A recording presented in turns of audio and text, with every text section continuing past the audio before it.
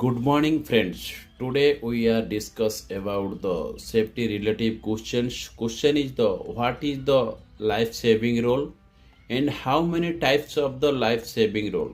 First of all, I would talk about the what is the life saving role. As per Saudi Aramco, identify 9 key safety rules to prevent fatal accident. It is called the line saving rules.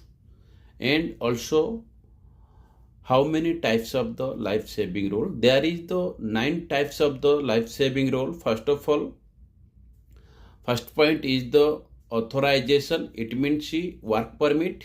Second is the isolation energy. Third is the confined space.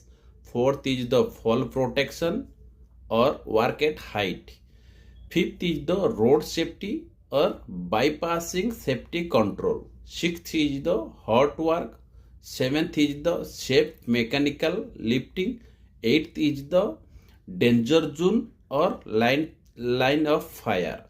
And the last is the driving. There is the life saving rules system. Okay, thank you.